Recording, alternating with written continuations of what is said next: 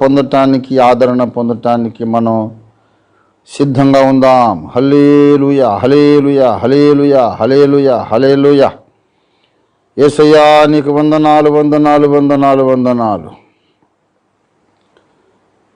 మొదటి తెస్సలోనిక పత్రిక 5వ అధ్యాయం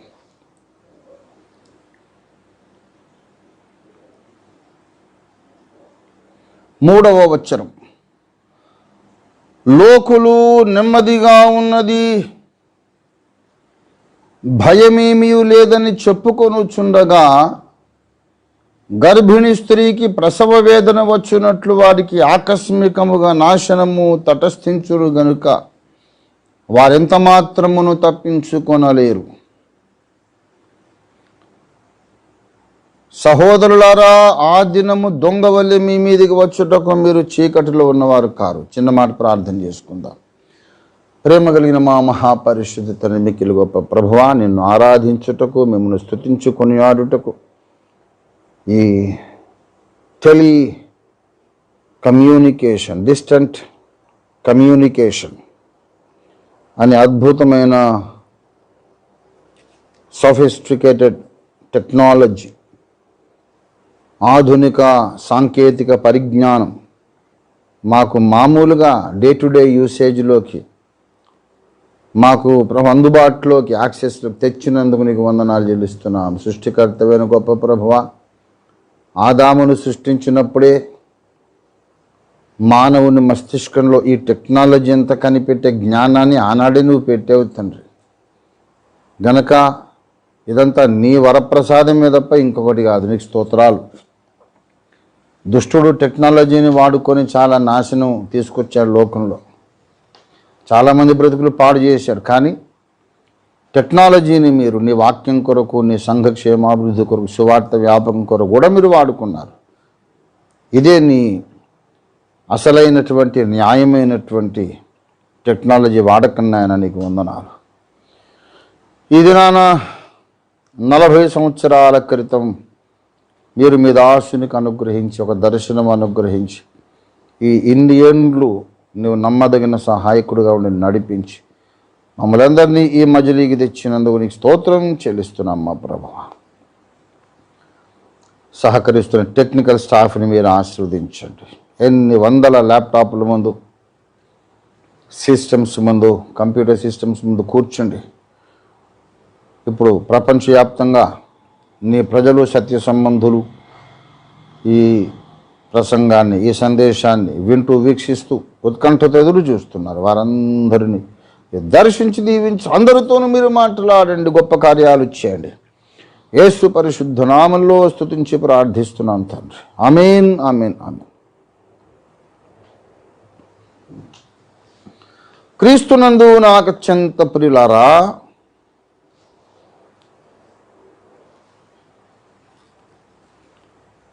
నలభై సంవత్సరాల కిందట నేను బ్రహ్మచారిని,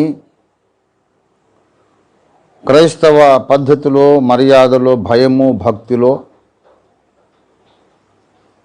పాపభీతి, దైవభీతి కలిగి పెంచబడిన వాడను. అప్పుడు నాకు 21 సంవత్సరాలు. ఒకవైపు చూస్తే టాలెంటెడ్ మ్యూజిషియన్ని, సింగర్ని, రచయితను, ఇవి నడుస్తూ ఉన్నాయి. టెక్నీషియన్ని, సెంట్రల్ గవర్నమెంట్ అండర్టేకింగ్లో, కేంద్ర ప్రభుత్వ రంగ సంస్థలో ఉద్యోగిని, అలాగే ఇండియా పెంతెకోస్తు దేవుని సంఘంలో సభ్యుణ్ణి, పరిశుద్ధాత్మ పొందినవాడను, అన్య భాషల్లో ప్రార్థన చేస్తుండేవాడిని. అప్పటికే బైబిల్ 50 సార్లు చదివేశాను. దైవజనులందరికీ తల్లో నాలుక లాంటి వాడిని. ఏదో రకంగా దేవుని సేవలో ఉపయోగకరమైనది ఏదైనా ఒక చిన్న పనైనా చేయడం నా జీవిత ధన్యత అనుకునేటటువంటి వాడిని. అదే సమయంలో చాలా సభ పిరికి, స్టేజ్ ఫియర్ చాలా. ఒక ప్రసంగికుడిని అవుతాను, సంఘ నాయకుడిని అవుతాను, ఉద్యమ నాయకుడిని అవుతానని కలలో కూడా నేను అనుకోలేదు. మహా అయితే నా బ్రతుక్కి పరమార్థం ఏంటంటే భక్తులు, మేధావులు, వక్తృత్వం కలిగిన వాళ్ళు, చక్కటి ఆరేటరీ గిఫ్ట్ కలిగిన వాళ్ళు ఉంటారు. వాళ్ళకి నేను ఏదో వాళ్ళకి మంచినీళ్ళు అందించాలి, టీ అందించాలి, కాఫీ అందించాలి, వాళ్ళ కాళ్ళు ఉత్తాలి, వాళ్ళ బట్టలు ఉతికేసేయాలి, వాళ్ళకి సేవ చేస్తే చాలా పెద్ద ఆయనకి ఏసఐకి చేసినట్టే. ఏసఐ దాసులకైనా సేవ చేస్తాను. ఏసఐకి డైరెక్ట్గా నేనేం చేస్తాను, నా మొహం అనుకునే పరిస్థితి నాది.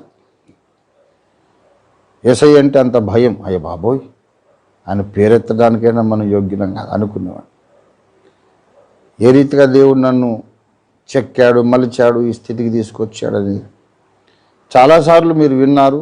గ్రంథం కూడా తొందరగా ప్రభు చిత్తమైతే, ప్రభు కృపను అనుగ్రహిస్తే రాస్తాను. ప్రియులారా, ఆ సమయంలో ప్రతిరోజు నేను మేడ మీద, డాబా మీద ప్రార్థన చేసేవాడిని. కొంతకాలం ప్రార్థన చేసిన తర్వాత ఒకరోజు ఉన్నట్టుండి పెద్ద నరకపు మంటల దర్శనం దేవుడు చూపించాడు.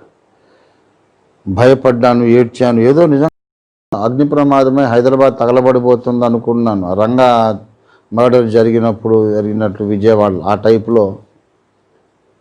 అంటే అది తర్వాత వచ్చింది అనుకోండి, కానీ మీకు అర్థం కావడానికి చెబుతున్నాను. నగరమే మంటల్లో ఉన్నట్టుగా అనిపించింది అన్నమాట. కళ్ళు తెరిచి చూస్తే ఏమి లేదు, కళ్ళు మూసుకుంటే మళ్ళీ మంటలు.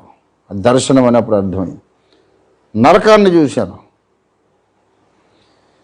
ఏడ్చాను. అయ్య బాబోయ్ దేవా, ఏంటి ఈ బాధ, ఈ చిత్రహింస, అంత బాధపడుతున్నారు వాళ్ళని బాగా ఏడ్చాను.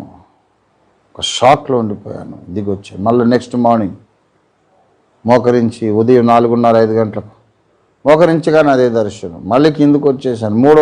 మూడవ ఉదయకాలం, 3వ వేకువజామున, 4వ రోజు, 5వ రోజు, 10వ రోజు, 100వ రోజు కూడా 3 నెలలు దాటింది. ఇక నేను పిచ్చోడిలాగా అయిపోయా.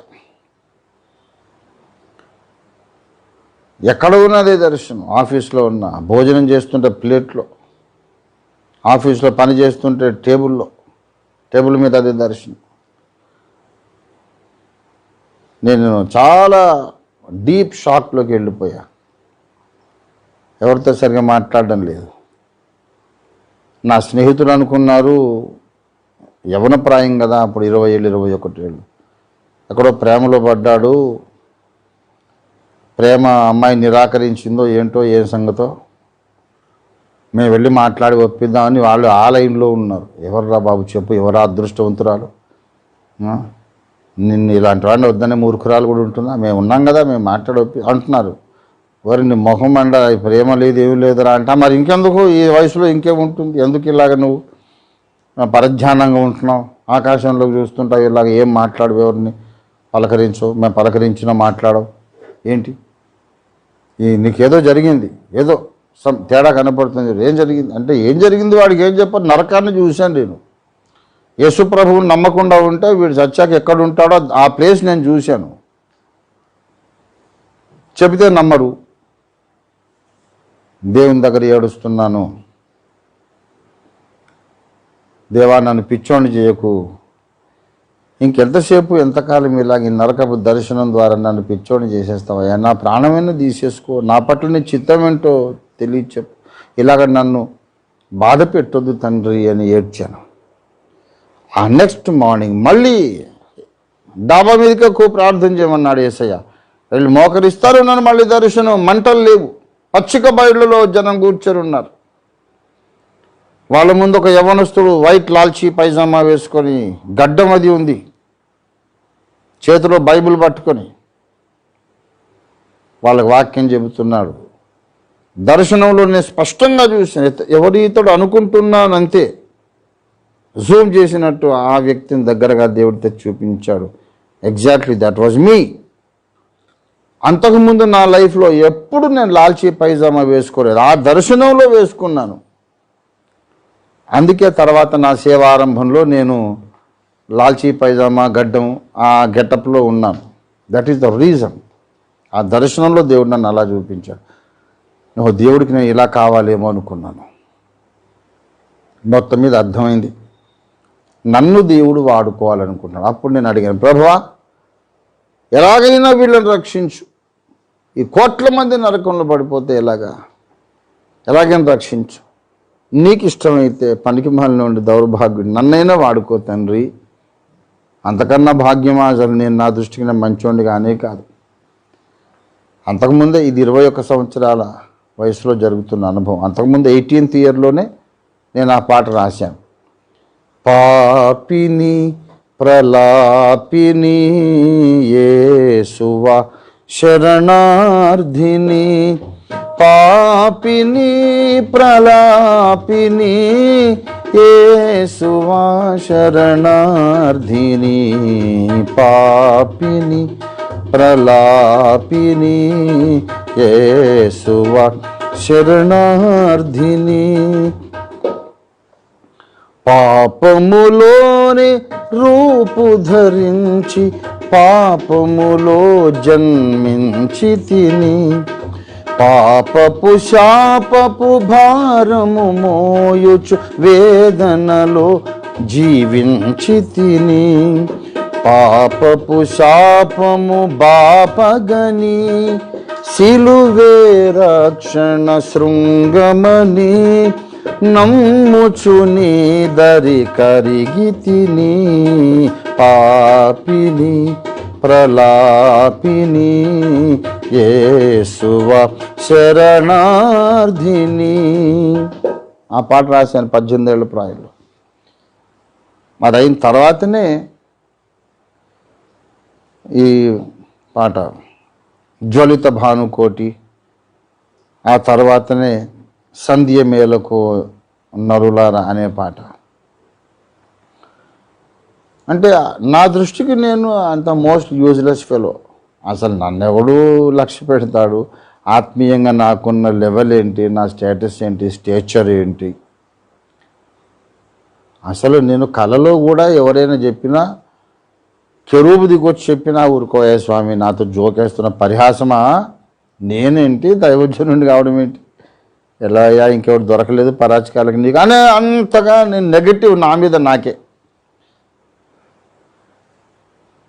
అందుకని అయ్యా మరి ఏంటో నాకు ఇలాగా దర్శనం చూపిస్తున్నావు, లాల్చీ పైజామా, నేనే కదా, ఇంకెవడు కాదు. గడ్డ ఉంది, అంతకుముందు ఎప్పుడు నీట్ షేవింగ్ టక్ చేసుకొని చక్కగా నీట్గా టిప్ టాప్గా ఉండేవాడు.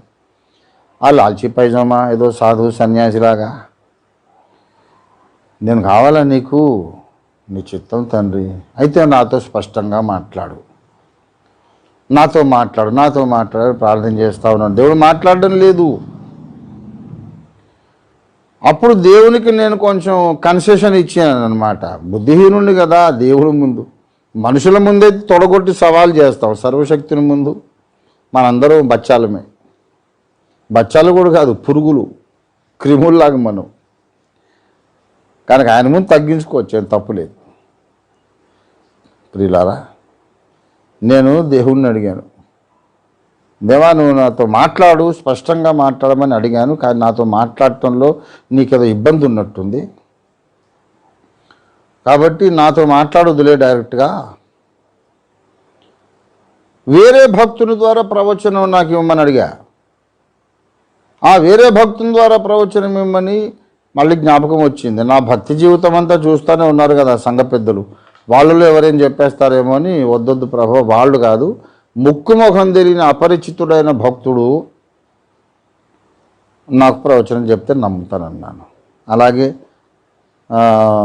అప్పటికి ఐపీసీ వదిలేసి రాక్ చర్చ్ మెంబర్స్గా ఉన్నాం మేము మా పెద్దక్క సంతోషమ్మ గారు, పెద్ద బావు గారు, రెవరెండ్ ఇషాకర్ గారు, మేమంతా రాక్ చర్చ్కు మొదటి రాళ్ళు మేమే. అక్కడికి మా ఇంటికి పాస్టర్ ఫిలిప్ అబ్రహాం గారు వచ్చారు. నాకు బాప్తిస్మం ఇచ్చారు ఐపీసీ పాస్టర్ గారు.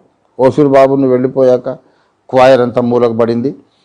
మరి నేను నీకు ఆత్మీయ తండ్రిని కదా, నాకు హక్కు ఉంది నీ మీద అనుకుంటున్నాను. తప్పకుండా నువ్వు వచ్చి క్వాయర్ పాటలు నేర్పించే క్వాయర్ లీడ్ చేయాలి అని అడిగారు. అప్పుడు జీవై ప్రభాకర్ అన్న గారు ఆల్రెడీ చర్చ్ మెంబర్, అక్కడ నాకంటే పెద్దవారు. ఇప్పుడు ఆయన ఐపీసీ, వరంగల్ ఐపీసీ పాస్టర్ గారు జీవై ప్రభాకర్ గారు, వారికి వందనాలు. వారు చూస్తుండొచ్చు ఈ మెసేజ్ని. వారు నేను క్వైర్ అంత పాటలు నేర్పించి, నేను హార్మోనిస్ట్ని, హార్మోనియం వాయించి అన్నగారు చక్కగా పాడతారు. పాస్టర్ జీవై ప్రభాకర్ గారు, వారు నేను కలిసి క్వైర్ నడిపించాను. It was February 1980, King Koti Masarat Manzil అనే కమ్యూనిటీ హాల్, అక్కడ ఐపీసీ జనరల్ కన్వెన్షన్ జరిగింది, annual convention. Pastor Bhaskar Dawson garu అక్కడ స్పీకర్. ఆఖరి రోజు ఆఖరి ప్రసంగం చేసి, ఆ ప్రసంగంలో, young Solomon, the Lord is calling you to his work, his ministry, come and do his will, arise and be doing his will అని ప్రవచనం చెప్పారు. తర్వాత ఆయన దగ్గరకు వచ్చారు, నా తల మీ చేతుల నుంచి ప్రార్థన చేసి సేవకు ప్రతిష్ఠించారు. అక్కడ ఉన్న 25 మంది పాస్టర్స్ అందరూ నా మీద చేతులు పెట్టారు. హస్త నిక్షేపణ జరిగింది. మళ్ళీ నేను తిరగబడ్డాను. ప్రభువా, ఆయన ద్వారా అంత స్పష్టంగా మాట్లాడావు, నాతో మాట్లాడడానికి నీకేంటి బాధ? నేనే నీ స్వరం వినకపోతే దేవుడు ఉన్నాడు, దేవుడు నన్ను పిలిచాడని వేరే వాళ్ళకి ఎలాగ ధైర్యంగా చెప్పగలుగుతాను? నువ్వు నాతో మాట్లాడాల్సిందే అంటే దేవుడు మాట్లాడలేదు. ఎదురు చూసి ఆఖరికి నా మనసు కృంగిపోయింది. దేవుడు నాతో మాట్లాడడం లేదు, మాట్లాడకపోతే ఇక నేను బ్రతికి కూడా వ్యర్థమే అని రాక్ చర్చ్లో సాక్ష్యం చెప్పాను. నేను ఉపవాస ప్రార్థనలకు వెళ్ళిపోతున్నాను, దేవుడు పిలిస్తే బయటకు వస్తాను, లేకపోతే నా శవమే బయటకు వస్తుంది, మీరందరూ నా కొరకు ప్రార్థన చేయండి అని చెప్పి ప్రార్థనలో ఉన్న 8 రోజులు 9 రోజులు శరీరం నీరసం అయిపోయింది. 10వ రోజు, ప్రభువా, ఇక నువ్వు నాతో మాట్లాడవని నాకు అర్థమైపోయింది. ఏంటో నీకున్న కష్టం ఏంటో, నాతో ఎందుకు మాట్లాడవో తెలియదు, నాకు మాత్రం బ్రతుకంటే ఇష్టం లేదయ్యా, ఆత్మహత్య నేను చేసుకోను, నా ప్రాణాలు తీసే అధికారం నీకే ఉంది, కాబట్టి నువ్వు నా ప్రాణం తీసేసుకో, నువ్వు మాట్లాడవు కదా, మాట్లాడకపోతే నా ప్రాణం తీసేసుకో అని ప్రార్థన చేశా. మైకం కమ్మింది, శరీరం అంతటి ఏదో శక్తి పిండేస్తున్నట్టు బాధ. కుడికాలి బొటన వేలి నరం దగ్గర బాగా ఎవరో నొక్కేస్తున్నట్టు బాగా బాధ, నొప్పి. నేను 2గా చీలిపోతున్నటువంటి భావన. అంటే చచ్చిపోతుంటే ఇలాగ ఉంటుందేమో అనుకున్నాను నేను. ఎక్కడో చీకట్లో సొరంగంలోకి వెళ్ళిపోయాను, ప్రార్థన గదిలో లేని నేను. అప్పుడు దేవుడు నాతో మాట్లాడాడు, నా కుమారుడా, యెహోవా నా కాపరి అనే మాట నువ్వు చదవలేదా? నీకు గుర్తులేదా? ఎందుకు దిగులు పడుతున్నావు? నీవు నా గొర్రె పిల్లవు, నేను నీ కాపరినైతే నీవు నా గొర్రె పిల్లవు, నిన్ను ఎలా కాపాడుకోవాలో నాకు తెలుసు కదా, ఎందుకు భయపడుతున్నావు అని ప్రభు మాట్లాడారు. అప్పుడే నేను ఆ పాట రాశాను.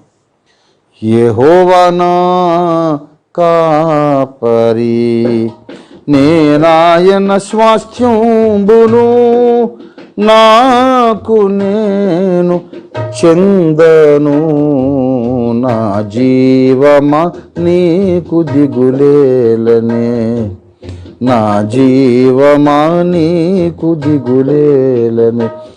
ఇది చాలా పాటల పుస్తకాల్లో ఇది వేసుకున్నారు, ఐపీసీ బుక్లో కూడా ఉంది, ఇంకా చాలా పెద్ద పెద్ద సహవాసాల పాటల పుస్తకాల్లో వేసుకున్నారు.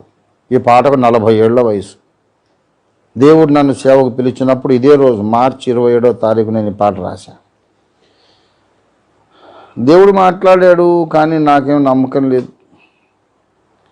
మళ్ళీ దేవుడిని అడిగా, ప్రభువా, నా మానసిక స్థితి సరిగా లేనప్పుడు మాట్లాడావు, ఏదో సొరంగంలోకి పోయినట్టుంది, నిద్రో తెలియదు, మెళకువో తెలియదు, అది భ్రమో తెలియదు, నీవు నాకు నీ లేఖనాధారము ద్వారా నిశ్చిత్తం బయలుపరచాలి, బైబిల్లో ఒక వచనం చూపించమని అడిగా. దేవుడు అప్పుడు ఆకాశంలోకి చూడమన్నాడు. చూశాను, యెషయా 45 అని ఉంది. వచనం ప్రభువా అని అడిగాను, ప్రభు ఏం మాట్లాడలేదు. నేను వచనం చదవడం మొదలుపెట్టా. అతని పక్షమున జనములను జయించుటకు నేను అతని కుడి చేతిని పట్టుకొని ఉన్నాను, నేను రాజులను జయించదను, రాజుల నడికట్లను అతని ముందు విప్పేదను, పేరు పెట్టి నిన్ను పిలిచిన యెహోవాను నేనే అని నువ్వు తెలుసుకున్నట్లు నేను రహస్యంలో దాచబడ్డ ధనమును, అంధకారంలో మరుగైన ధనమును, నిధులను నీకు ఇచ్చేదను. అని యెహోవా తాను అభిషేకించిన కోరెషును గూర్చి సెలవిచ్చున్నాను. మళ్ళీ నాకు బాధ స్టార్ట్ అయింది. పాస్టర్ భాస్కర్ దాసన్ గారేమో యంగ్ సోలమన్ అని పిలిచారు, ఇక్కడేమో దేవుడేమో కోరెష్ అంటున్నాడు. ఓఫీర్ తప్ప అన్నీ అంటున్నారు వీళ్ళు. అక్కడ ప్రవక్త, ఇక్కడేమో దేవుడు. కనీసం నా దాసురా రంజిత్ ఓఫీర్ అంటే ఎంత బాగుండేది. కోరెష్ అంటే అది నా పేరు కాదు, సోలమన్ అంటే అది నా పేరు కాదు. అసలు ఎవడో ఏమో ఆ సంఘంలో ఇంకో సోలమన్ ఉన్నాడో ఏమో నాకు తెలియదు. కోరెష్ ఎవరైనా తెలియదు. ఏదో మళ్ళీ ఆ పెద్ద ఆయన్ని మరీ మనం అంతగా బాధ పెట్టొద్దు, ఏమో లే అసలు అని సందిగ్ధంలోనే సరే విశ్వాసం, లెట్ మీ ఎక్సర్సైజ్ ఫెయిత్. నాకు కొద్దిగా సన్నగా అనుమానం ఉంది ఏదో మూలకు, అయినా సరే ప్రభువా నేను నమ్మడానికి ఇష్టపడుతున్నా, రిస్క్ చేస్తాను. ఇక ఏం చేస్తాను, మరి రిస్క్ చేస్తాను అని చెప్పి డిసైడ్ అయిపోయా.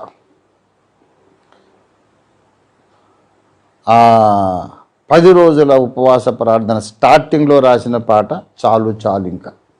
చాలు చాలింక ఈ లోకమాయ, ఈ మాయ జగమంత వ్యర్థంబు కాదా. చాలు చాలింక ఈ లోకమాయ, ఈ మాయ జగమంత వ్యర్థంబు కాదా. చాలు చాలింక, ఆ పాట అన్నమాట. స్టార్టింగ్లో ఇంకెందుకు ఈ బ్రతుకు వ్యర్థం, యేసయ్య సేవ చేయాలి అని దేవుడు మాట్లాడినప్పుడేమో యెహోవా నా కాపరి రాశా. సరే ఉద్యోగం అయితే రిజైన్ చేశాను, బయటకు వచ్చాను. ఏం చేయాలో తెలియదు. బాప్టిస్ట్ చర్చ్ యూత్ వాళ్ళతో నేను వెళ్ళాను. నాకేం పెద్దగా తెలియదు. అప్పుడు సుధాకర్ గారు, సాధు సుందర్ సింగ్ గారు, ఆశీర్వాదం అన్నగారు, వాళ్ళందరూ పెద్దలు, నాకంటే బాగా అనుభవం ఉన్నవాళ్ళు. నాకేం తెలియదు. హార్మోనియం ఒకటి వేసుకొని మెడకు అన్నలు వాక్యం చెబుతుంటే నేను హార్మోనియం వాయిస్తూ ఉన్నాను అంతే. ఇదే నా సేవ అనుకున్నాను నా బ్రతుక్కి. అంతకన్నా నాకు అంత పెద్ద ఏం తెలుసు. చాలు బ్రతికిలా గడిచిపోతుంది. యేసయ్య కొరకు రోడ్ల మీద హార్మోనియం వాయించడం. మంచి సెంట్రల్ గవర్నమెంట్ అండర్టేకింగ్లో జాబ్ రిజైన్ చేశాను, రోడ్ల మీద హార్మోనియం వాయించడం. ఇది నా జీవిత ధన్యత అనుకుంటున్నాను. ఉన్నట్టుండి ఒకరోజు బాట సింగారం అనుకుంటా ఊరి పేరు, ఆశీర్వాదం అన్నగారు, తమ్ముడు వాక్యం చెప్తావా అన్నాడు. ఏది చేతకాదు, కానీ చేతకాదని చెప్పడానికి అభిజాత్యం, ఈగో ప్రాబ్లం. చెప్తావా, చెప్పేస్తానన్నా అనేసి 4 ఖర్చుకోను. అయ్యి బాబు, నా ముఖానికి బతుకులో ఎప్పుడు ప్రసంగం చేసింది లేదు. పోయి రోడ్డు మీద నుంచోబెట్టేసి వాక్యం చెప్పమంటున్నాడు. ఏం చెప్పాలి, అసలు సిద్ధపడలేదు. ఏం మూలవాక్యం ఏది ఏం తెలియదు. దేవా నీవే నా పరువు కాపాడాలని ప్రార్థన చేశా. బైబిల్ తెరుస్తాను, ఏ వచనం కనపడితే అది చదివేస్తానంతే అనుకున్నా. తమ్ముడు చెప్పన్నాడు ఆయన. బైబిల్ తెరిచాను. బైబిల్ అంతా పక్క వెళ్ళిపోయి అట్ట ఇటు వచ్చి నాకు నవనాడులు కృంగిపోయిన. యేసయ్యా నా పరువు తీస్తావునైనా నువ్వు, అసలు నేను అందుకే సేవకు రానన్నాను, నువ్వు బలవంత పెట్టావు, మళ్ళీ ఇప్పుడేమో ఇలాగ జరుగుతుంది, ఎట్లాగా. బైబిల్ అంతా ఇటు వెళ్ళిపోయింది, అట్టెట్టుంది. అటు చూస్తే ఒక్క వచనం కనపడింది. ప్రకటన 22వ అధ్యాయము లాస్ట్ పేజ్ అది. ఇదిగో నేను త్వరగా వచ్చుచున్నాను అనే మాట మిగతా అన్ని వచనాలు బ్లర్, అదొక్కటే స్పష్టంగా అది చదివేశాం. పరిశుద్ధాత్మను అందుకు వచ్చేసాడు, బలమైన ప్రసంగం చేశా.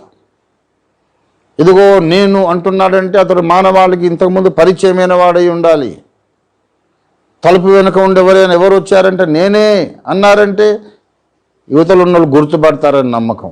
నేనంటే నువ్వెవరయ్యా, నీ పేరేంటి, మీ తల్లిదండ్రుల పేరేంటి, ఇంటి పేరేంటి అని అడగరు. నేనే అనగానే వాయిస్ వినగానే తెలుసుకొని తలుపు తెరిచేస్తారు, డోర్ ఓపెన్ చేస్తారు. ఇదిగో నేను అంటున్నాడంటే మానవాళికి పరిచయం. ఎందుకు పరిచయం అంటే ఇంతకుముందు ఒకసారి వచ్చాడు ఆయన 2000 ఏళ్ల కిందట.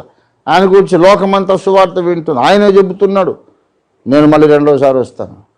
అప్పుడు ఎందుకు రావడం, ఇప్పుడు ఎందుకు రావడం? మొదటిసారి ఏమో మన పాపాల కొరకు యజ్ఞంగా మరణించడానికి వచ్చాడు, తిరిగి లేచాడు. రెండోసారి వస్తున్నాడు. ఎంతమంది తన రక్తంలో కడగబడ్డారో వాళ్ళని తీసుకెళ్ళడానికి వస్తున్నాడు. తొందరగా నమ్మండి, మారు మనసు పొందండి అని చెప్పేసి 40 minutes చెప్పా.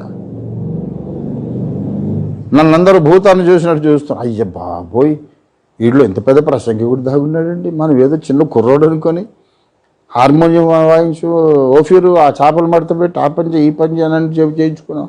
వీడు పెద్ద బోధకుడు వీడు అని చెప్పి ప్రసంగం అయిపోయింది. ఒక పావుగంట ఎవరు మాట్లాడలే, నాతో అలాగే చూస్తున్నారు స్తంభించిపోయి శిలా విగ్రహాల్లాగా. అన్నా అయిపోయిందన్నా అంటున్నాను. సరే సరే. అంతటితో ఆ రోజు సేవ ముగించి రూమ్కి వెళ్ళిపోయి, అప్పటి నుంచి రంజిత్ తోఫీర్ అంటే ఒక బిగ్ ప్రీచర్. ఎక్కడైనా పెద్ద కాంగ్రిగేషన్స్ మీద తమ్ముడు నువ్వు మాట్లాడనేవాళ్ళు. ప్రియులారా, అలాగా ఏమీ తెలియని ఒక, ఇప్పుడు ఈ పాటలో రాసుకున్నాను కదా లేటెస్ట్ సాంగ్లో, ఈ పామరునికి సత్యము నేర్పి. అలాగ దేవుడు నన్ను చెక్కుకొచ్చాడు. ఏమీ తెలియదు, ఒక మట్టి ముద్ద, ఒక బొగ్గు లాంటి వాడిని, ఎందుకు కొరగాని వాడిని తీసుకొచ్చి దేవుడు చెక్కి చెక్కి చెక్కి చెక్కి అప్పటి నుండి ఈనాటి వరకు 40 సంవత్సరాల కథ చెప్పాలంటే అడుగడుగున ఒక ఆశ్చర్యం, అడుగడుగున ఒక అద్భుతం, అడుగడుగున ఒక సూచక క్రియ, అడుగడుగున దేవుని నమ్మకత్వానికి ఒక రుజువు, అడుగడుగున ఒక నూతన సత్య ప్రత్యక్షత. The most exciting journey with me for 40 years. నడుస్తారా నాతో? నేను చెప్పగలను, చెప్తాను, అన్ని జ్ఞాపకమే నాకు. దేవుడు ఒక్కొక్క పాఠం నేర్పించినప్పుడల్లా ఒక్కొక్క పాట రాస్తూ వచ్చాను. నా పాటలన్నీ మీ ముందు ఉన్నాయి. అతి త్వరలోనే ఇంకొక 2 ఆల్బమ్స్ ప్రభు చిత్తమైతే అసలు ఈ దేవదర్శన దినానికి కానీ రేపు April 5th నా జన్మదినానికి కానీ 2 ఆల్బమ్స్ రిలీజ్ చేయాలి అని అనుకున్నాను నేను. కానీ కరోనా వైరస్ కారణంగా దేశమంతా షట్ డౌన్ అయిపోయింది కనుక ఇప్పుడు మనము అలాంటి కార్యక్రమాలు చేయలేము. ఈ బర్త్డే కొరకు, దేవదర్శన దినం కొరకు 2 మంచి సూట్లు కూడా కుట్టించుకున్నాను నేను. టైలర్ దగ్గర ఉండిపోయినాయి. అలాంటి పరిస్థితి.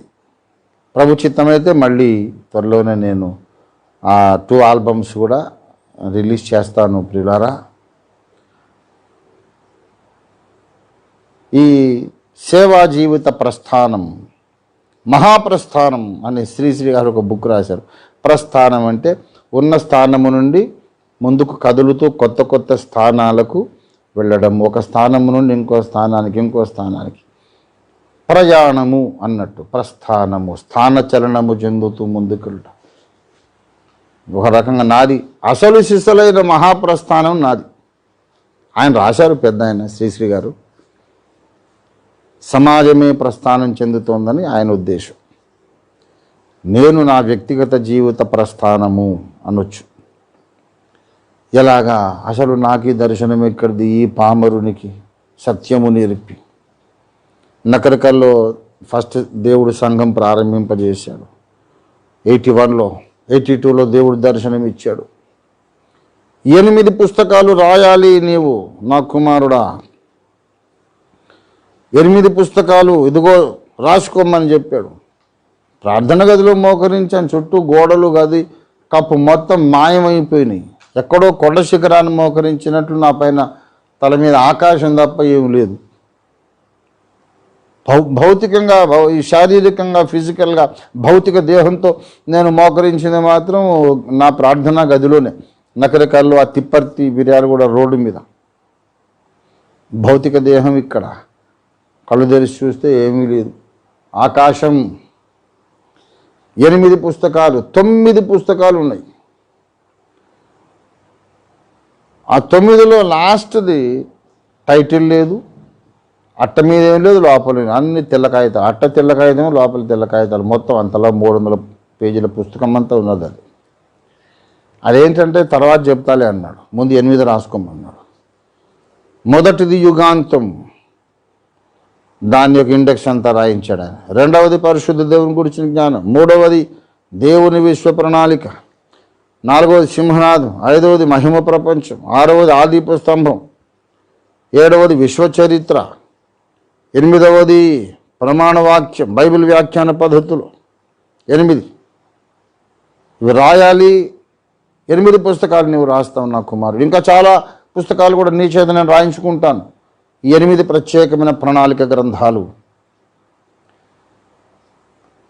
ఈ 8 పుస్తకాలు నువ్వు తెలుగులో నీ మాతృభాషలో రాస్తావు, ఇంగ్లీష్లోకి తర్జుమా చేసి సర్వ ప్రపంచమును ఈ గ్రంథాలతో నింపినప్పుడు, ఈ గ్రంథములు ప్రపంచంలోని క్రైస్తవ నాయకులకు అందరికీ నీవు అందించినప్పుడు, మార్టిన్ లూథర్ అనే నా దాసుని ద్వారా నేను ప్రారంభించిన సార్వత్రిక సంఘ సంస్కరణ సమాప్తమవుతుంది. సంఘవధువు 2వ రాకడకు సిద్ధమైపోతుంది. ఇది నీ బాధ్యత, నువ్వు చేయాలన్నాడు.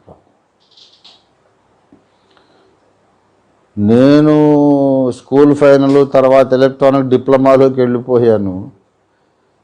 నేనేం పెద్ద మేధావిని కాదు, చదువుకున్నవాడిని కాదు. నేనేమిటి 8 గ్రంథాలు రాయడం ఏంటి, మళ్ళీ ఇంగ్లీష్ తర్జుమా ఏమిటి, ఏమిటో పెద్ద ఆయన చెబుతున్నాడు. చిత్తం తండ్రి, నీ ఇష్టం, నీ చిత్తమే. గాడిద చేత కూడా మాట్లాడించావుగా, ఈ గాడిద చేత నువ్వు కావాలనుకుంటే పుస్తకాలు కూడా రాయిస్తావు తండ్రి, నీకు అప్పగించుకుంటున్నాను, నీ చిత్తం నెరవేర్చడం నాకు సంతోషకరం అని దేవునికి అప్పగించుకున్నా. సరే, ఆ తర్వాత 83వ సంవత్సరం 84కు హైదరాబాద్కు తీసుకొచ్చాడు ఆయన. యుగాంతం బుక్ రాశాను. అలజడి ప్రారంభం అయిపోయింది. రంజిత్ ఓఫీర్ గారు దుర్బోధకుడు, అబద్ధ బోధకుడని, ఇతను చెప్పినంత సైతాను బోధ అని, అతని పుస్తకాలు చదవద్దు, అతని బోధలు వినొద్దు, అతని బోధలు విన్నోళ్ళందరూ కూడా నరకానికి వెళ్తారు అని ఒక దైవజనుడైతే ఓపెన్గా నా పేరెత్తి చెప్పారు. ఆ తర్వాత కథ సుఖాంతమైంది కనుక గౌరవంగా నాకు తండ్రి సమానుడు ఆయన పేరు కూడా చెప్తాను. కేసరపల్లి డానియల్ కోటేశ్వరరావు గారు ఆర్టీసీ బస్సు డ్రైవర్గా ఉండి రిజైన్ చేసి దేవుని సేవ చేశారు. కేసరపల్లి గన్నవరం విజయవాడ సమీపంలో ఉంటుంది. ఓఫీర్ గారి పుస్తకాలు చదవద్దు, అందరూ నరకంలో పడతారు మీరు, ఆయన పుస్తకాలు చదివితే అని చెప్పారు. అనుకోకుండా నన్ను పిలటం మానేశారు ఆయన. అనుకోకుండా ఒకసారి ఏలూరు వెళ్తూ ఆ ఊర్లో దిగాల్సి బస్సు చెడిపోయింది, దిగాను. నాయనగారి ఇంటికి వెళ్ళాను. నాకు ప్రేమ ఎవరైనా సార్ దేవుని బిడ్డ, నన్ను తిడితే తిట్టాడులేండి కానీ మా తండ్రి గారే కదా అని. ఆయన ఫుల్ ప్రేయర్లో ఉంటారు. అప్పుడు కళ్ళు మూసుకొని నేను వస్తున్నట్టు ఎవరికి తెలియదు, బస్ చెడిపోయింది, ఆగాను, వెళ్ళి ప్రార్థన. నా కుమారుడు రంజిత్ ఓఫీర్, భూదిగంతముల వరకు నువ్వు సత్యమును ఎదిరించు వారికి నీవు నా జవాబుగా ఉండబోతున్నావు. ఇది నీ ప్రభు అయిన యెహోవా వాక్కు. సంఘమంతా ఆశ్చర్యపోయి అదిరిపడి కళ్ళు తెరిచి చూశారు. రంజిత్ ఓఫీర్ వచ్చాడా, ఈయన ప్రవచనం చెబుతున్నాడేంటి. చిత్తము తండ్రి అని మోకరించాను. ప్రార్థన కొనసాగింది. తర్వాత ఆయన శిష్యులు అడిగారు, ఏంటి నాన్నగారు, ఆయన పుస్తకాలు చదివితే నరకానికి వెళ్తారని మీరు మొన్న చెప్పారు, ఇప్పుడేమో భూదిగంతముల వరకు సత్యమును ఎదిరించు వారికి నీవే నా జవాబు అని చెప్తున్నావు ఏంటనంటే, పిచ్చివాడా, అర్థం కాలేదా, అప్పుడు చెప్పింది నేను, ఇప్పుడు ప్రవచించింది దేవుడు అని చెప్పాడు ఆయన. ఇది దేవుని మాట, అది నా మాట, అర్థం కాలేదా అన్నారు. తర్వాత కుక్కట్పల్లికి వచ్చారు, నా ఇంటికి వచ్చారు. బాబు నన్ను క్షమించు, నేను అపార్థం చేసుకున్నాను, నువ్వు దేవుని సేవకుడివి అన్న. నాన్నగారు మీరు నన్ను ఆశీర్వదించాలి, ఆ మాట అనొద్దని చెప్పాను. అలాగ నేనంటే ఒకప్పుడు వ్యతిరేకించిన అనేక మంది నోట దేవుడు ప్రవచనాలు పలికిస్తూ ముందుకు నడిపించారు. సమాజంలో వ్యతిరేకతే పెరిగిపోతూ ఉంది. అయినా నన్ను వెంబడించే వాళ్ళు కూడా నానాటికి అధికమైపోయారు. ఒక సేవకుడు, 2 సేవకులు, 10 సంఘాలు, 20 సంఘాలు. ఈ 40 ఏళ్లలో ఇప్పుడు దాదాపు 1000కి పైన సంఘాలు, 800కు పైన సేవకులు. ప్రిలారా, ఆ మొట్టమొదటి గ్రంథం యుగాంతం, క్రీస్తు 2వ రాకడను గూర్చి ప్రకటన గ్రంథం అసలు ఏం చెబుతోంది, బైబిల్ గ్రంథం ఏం చెబుతుంది, తిరుగులేని చిట్ట చివరి అధికారిక సమాధానం అని ఫ్రంట్ పేజీలో క్యాప్షన్ రాశాను. ఇప్పటికీ దానికి కట్టుబడి ఉన్నాను. ఎందుకు నన్ను దుర్బోధకుడు అన్నారు? అక్కడికే వస్తున్నా. మీరు అనుకోవచ్చు, మూలవాక్యం ఏదో చదివాడు, మొదటి దశలోనికి 5 అని, ఎటుటో వెళ్ళిపోతున్నాను. నగరికల్ అంట, నల్గొండ అంట, బాట సింగారం అంట, అని నేను ఎక్కడికి పోను బాబు, కరెక్ట్గా ప్రెమిసెస్లో ఉంటాను. దేవుడు అలా నన్ను తయారు చేశాడు. ఒక గంటయాక ఎక్కడ ల్యాండ్ అవుతుందని తెలుసు. ఎందుకు నన్ను దుర్బోధకుడు అన్నారంటే, అంతవరకు సేవకులందరూ చెప్పారు క్రీస్తు సంఘము శ్రమల కాలము రాకముందే ఎత్తబడుతుంది అని క్లారెన్స్ లర్కిన్స్ గారు, ఒక అమెరికన్ ఇంజనీర్, ఆయన డిస్పెన్సేషనల్ ట్రూత్ అనే ఆ గ్రంథాన్ని విడుదల చేసిన తర్వాత దాంట్లో నుండి ఇదే సత్యం అనుకొని బ్రదరన్ వారు, పెంటకోస్టల్స్, కారిస్మాటిక్స్ అందరూ కూడా, ఈవెన్ బ్యాప్టిస్ట్ వారు అందరూ కూడా అదే క్లారెన్స్ లర్కిన్స్ గారి యొక్క డిస్పెన్సేషనల్ ట్రూత్ దాని ప్రకారం మహాశ్రమల కాలానికి ముందే సంఘం ఎత్తబడుతుంది. ఎనీ మూమెంట్, ఇప్పుడో రేపో ఎల్లుండో ఎప్పుడో ఎనీ మూమెంట్ యేసయ్య వచ్చేస్తాడు. సంఘం సైలెంట్గా వెళ్ళిపోతుంది.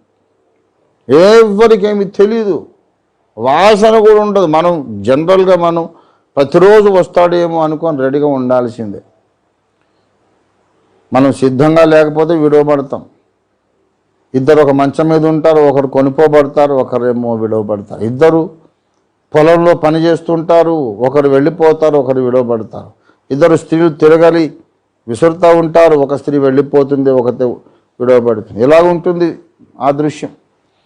గనక జాగ్రత్త, మారుమనసు పొందాలి, పరిశుద్ధంగా జీవించాలి, రక్షణ పొందాలి, ప్రార్థనలో ఉండాలి, లోకానికి దూరంగా ఉండాలి, పరిశుద్ధంగా ఉండాలి, లేకపోతే విడవబడతాం అని విశ్వాసులని హెచ్చరిస్తూ సేవకులు సంఘాలు కట్టారు. నేను బయలుదేరి చెప్పాను ఏంటంటే, ఇప్పుడప్పుడే యేసయ్య రాడు బాబు. యేసు ప్రభువు రాకముందు చాలా మహాశ్రమలు వస్తాయి, తెగుళ్ళు వస్తాయి, ఇంకా చాలా సూచనలు నెరవేరవలసి ఉంది. అవి నెరవేరక ముందు యేసయ్య రాడు అని నేను చెప్పా. పెద్ద గగ్గోలు అయిపోయింది. ఏమిటేమిటి, శ్రమల కాలానికి ముందు యేసు వస్తాడు, యేసు వెళ్ళిపోయిన తర్వాత సంఘాన్ని వచ్చి తీసుకెళ్ళిపోయాక శ్రమలు వస్తాయి, అబద్ధ క్రీస్తు ప్రభుత్వం వస్తుంది, మహాశ్రమలు వస్తాయని మేమందరం చెప్తుంటే, ఇంతమంది చెప్పింది ఏమో తప్పు, ఈ కుర్రోడు చెప్పింది ఒకటి కరెక్టా? వీడికి ఏం తెలుసని బైబిల్ కాలేజీకి వెళ్ళాడా? వయస్సు లేదు, అనుభవం లేదు, బైబిల్ కాలేజ్ డిగ్రీ లేదు.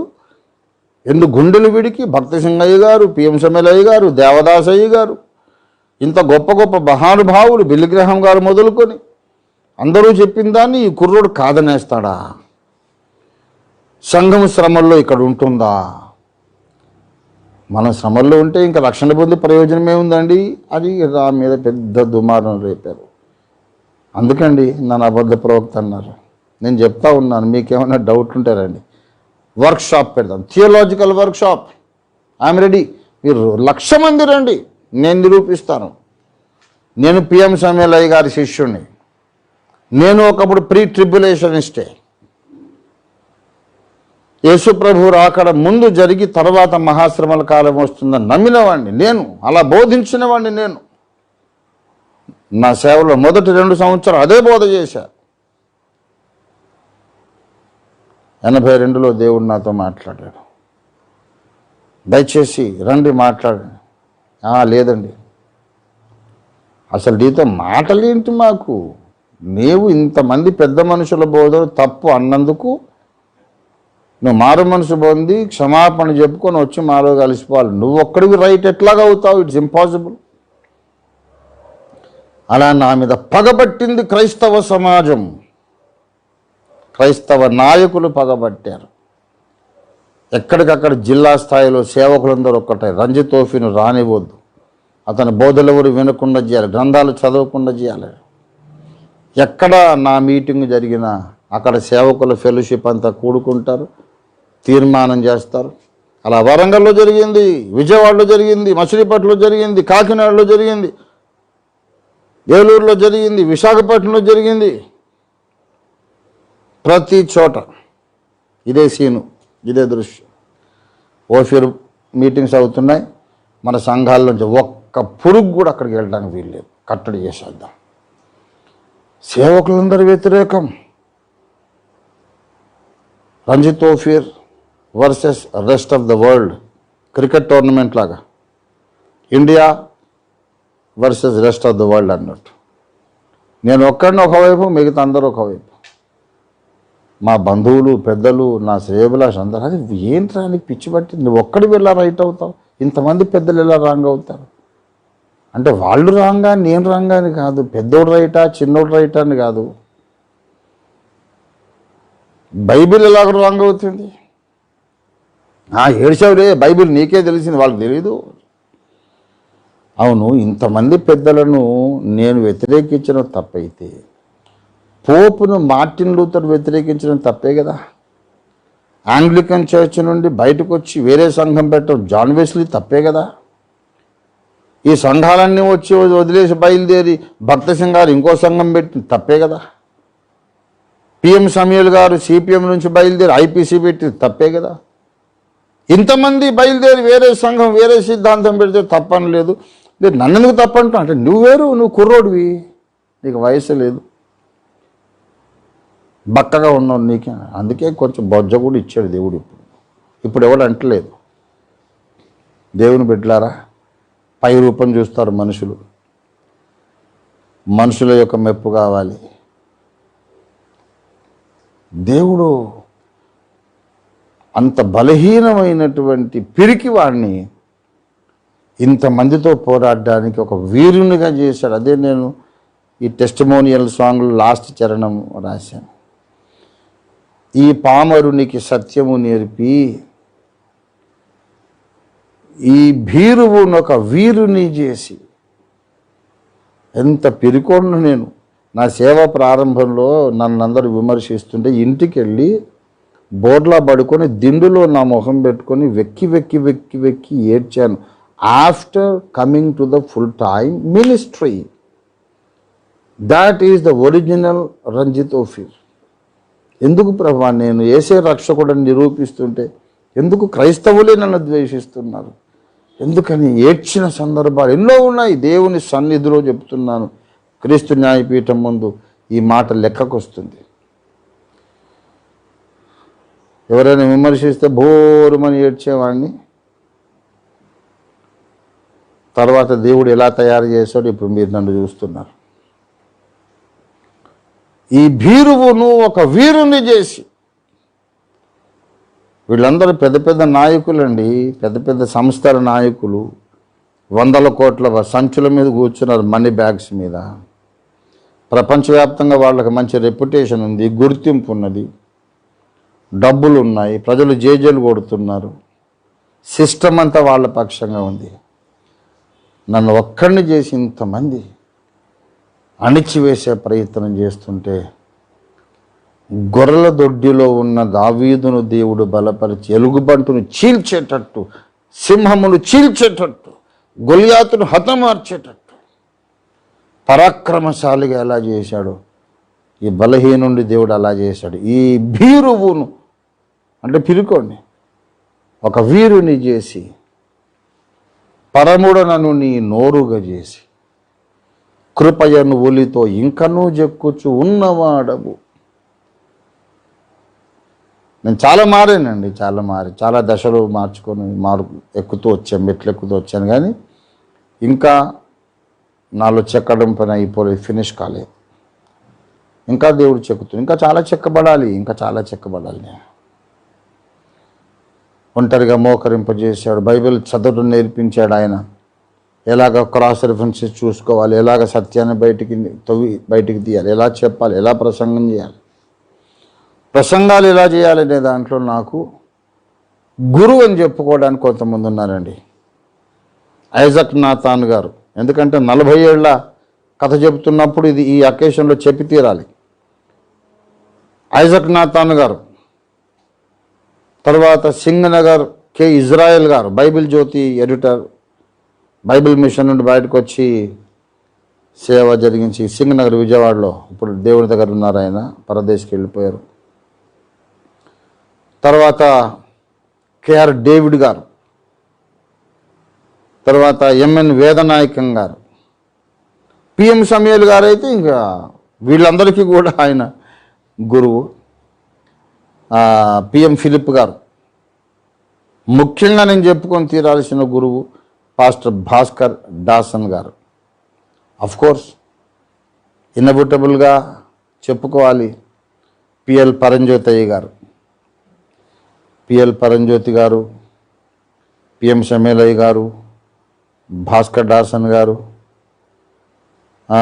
తర్వాత ఐజక్ నాథాన్ గారు, టిఎస్ శాస్త్రి గారు, కేఆర్ డేవిడ్ గారు, ఇంతమంది నాకు గురువులు అన్నమాట. ఎలాగ వాక్యం చదవాలి, ఎలాగ వాక్యాన్ని విరిచి బోధించాలి, ఎలాగ ప్రసంగం టేక్ ఆఫ్ కావాలి, ఎలాగ ల్యాండింగ్ అవ్వాలి, ఎలాగ హావభావాలు ప్రదర్శించాలి, వీళ్ళందరికీ సభాముఖంగా ఓఫీర్ మినిస్ట్రీస్ అందరి పక్షంగా, వీళ్ళలో చాలామంది ఇప్పుడు అందరూ దాదాపు almost everyone is in paradise and I'm 100% sure they are watching this event. అందుకే వాళ్ళందరికీ కూడా సభాముఖంగా కృతజ్ఞతలు అది చెప్పగలుగుతున్నా. వాళ్ళు వింటున్నారు.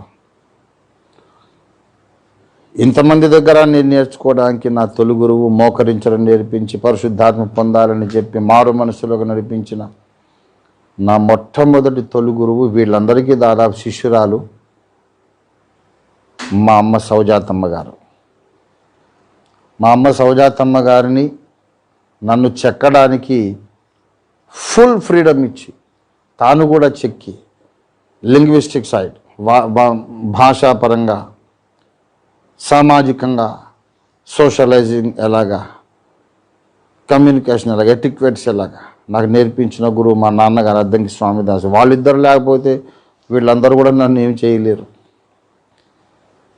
పాస్టర్ టీకే థామస్ గారు నేను పుట్టి పెరిగినటువంటి ఐపీసీ సంఘ కాపరి సంఘానికి ఆయన అపోస్తలుడు.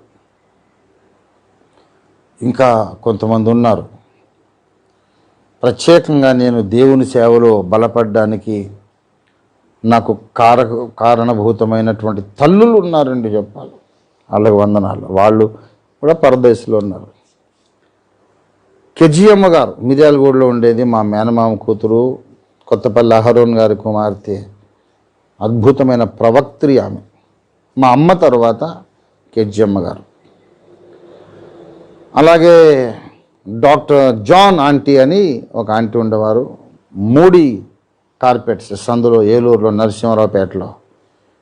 ఆ అమ్మగారు కూడా నన్ను చెక్కడానికి దేవుడు వాడుకున్న ఒక అద్భుతమైన సాధనం. డాక్టర్ జాన్ అమ్మగారు ఆమె స్పిన్స్టర్గా ఉండిపోయారు, అలాగే ప్రభు దగ్గరికి వెళ్ళిపోయారు. ఇలాగా తప్పక ఓ తల్లి పేరు చెప్పాలి. చింతల కమలమ్మ గారని వరంగల్ ఐపీసీ చర్చిలో ఉండేది. మా అమ్మ మరణ పడక మీద ఆమెను పిలిచి, ఆమె ప్రేయర్ టీం మెంబర్ అనమాట అమ్మకి. కమల, నేను చనిపోతున్నాను, నా కొడుకునేమో దేవునికి అప్పగించాను, వాడికి ఏమి చెప్పే టైం ఇప్పుడు వయసు ఇంకా రాలేదు గనక నేను చచ్చిపోతున్నాను. నేనే కనుక బ్రతుకుంటే దేవుడే తనంత తాను వాడితో మాట్లాడి సేవకు పిలిచేదాకా నేను ప్రతిరోజు కన్నీళ్లతో ప్రార్థన చేసేదాన్ని. మరి నేను చచ్చిపోతున్నాను, దేవుడు నేను తీసుకుంటున్నాడు చెప్పేశాడు నాకు యేసయ్య. గనుక నా స్థానంలోకి నువ్వు రావాలి, తల్లి స్థానంలో కమలమ్మ నువ్వు రావాలి, నువ్వు వచ్చి నువ్వు ప్రార్థన చేయాలి. ప్రతిరోజు నా కొడుకు కొరకు నువ్వు ప్రార్థన చేస్తావా అని చేతిలో చేయించుకొని వాగ్దానం తీసుకొని అమ్మ కన్ను మూసింది. కమలమ్మ గారు అమ్మకి ఇచ్చిన మాట ప్రకారం ప్రతిరోజు నా కొరకు కన్నీళ్ళు ప్రార్థన చేశారు.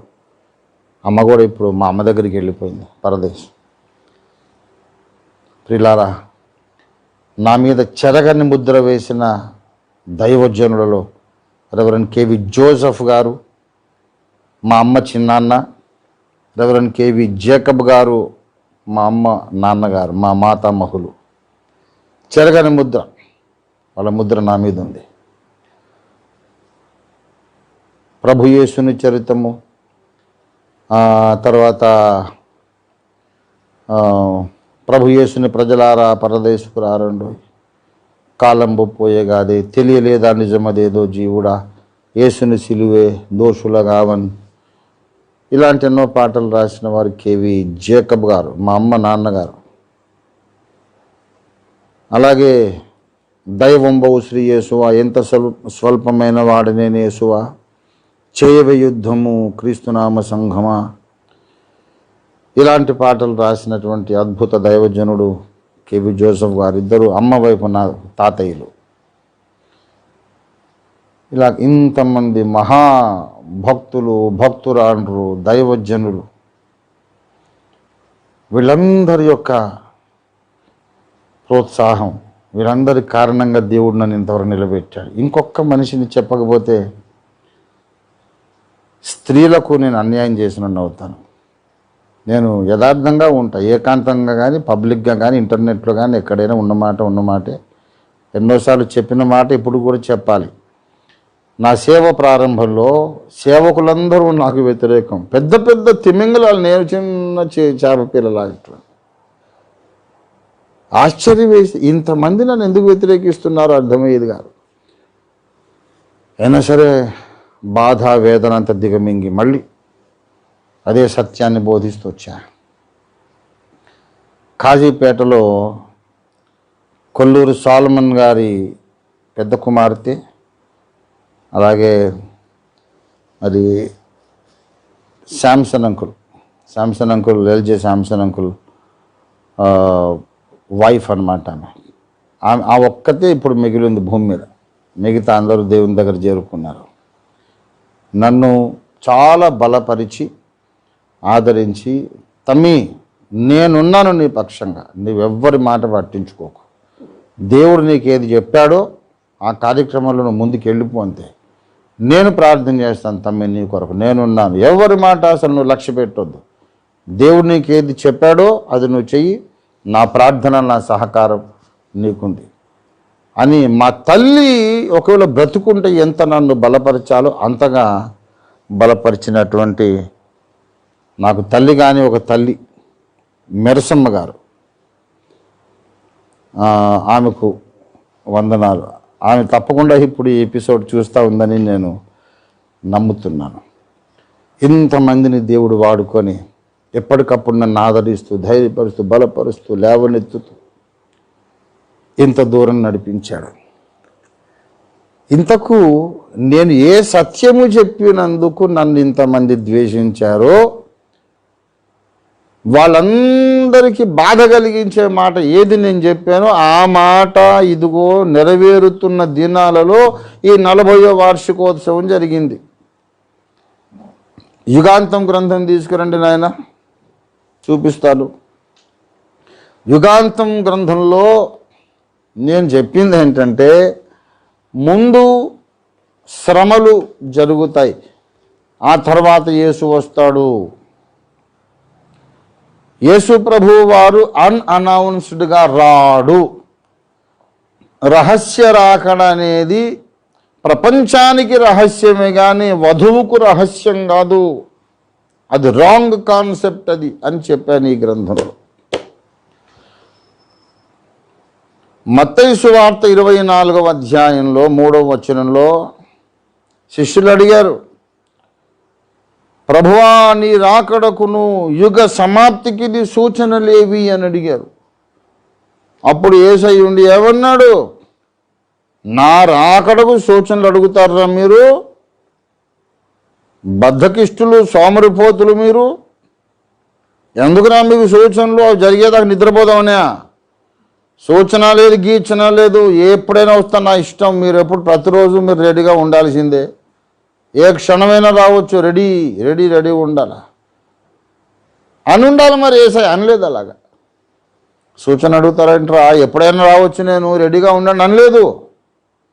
నీ రాకడకు సూచనలేవి అంటే చెప్పాడు. ఎవడును మిమ్మల్ని మోసపుచ్చకుండా, మోసము చెయ్యకుండా చూచుకున్నాడు. ఎవడును మిమ్మల్ని మోసపుచ్చకుండా చూచుకున్నాడు. కొన్ని సూచనలు ఉన్నాయి. అబద్ధ క్రీస్తులు వస్తారు, యుద్ధాలు, కరువులు, తెగుళ్ళు. ఇవి జరిగినప్పుడు అప్పులు కూడా వెంటనే రాదన్నాడు. ఇవి జరగవలసి ఉన్నది కానీ అంతము వెంటనే రాదు. యుద్ధాలు వస్తాయి, తెగుళ్ళు వస్తాయి, కరువులు వస్తాయి. ఇవన్నీ సూచనలే కానీ ఫైనల్ సూచన కాదు. ఇవన్నీ సూచనలే కానీ అల్టిమేట్ సూచన కాదు. ఇవి జరిగినంత మాత్రాన నేను వచ్చేస్తాను అనుకోకండి. యేసయ్య చెప్పిన మాట కదూ. చదవండి ప్రకటన 24వ అధ్యాయం. దీంట్లో చెప్పాను నేను. యుగాంతం అనే గ్రంథం. ఈ గ్రంథము పెద్ద సంచలనం.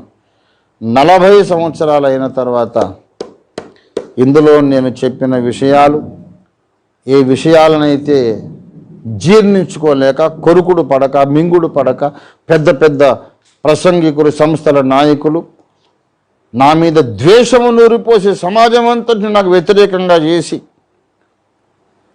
దేవుని కార్యానికి అడ్డుబండలుగా నిలిచారో వాళ్ళు కాదన్న ఆ విషయాలు, ఇందులో రాసిన విషయాలు మన కళ్ళ ముందు నెరవేరుతున్నాయి.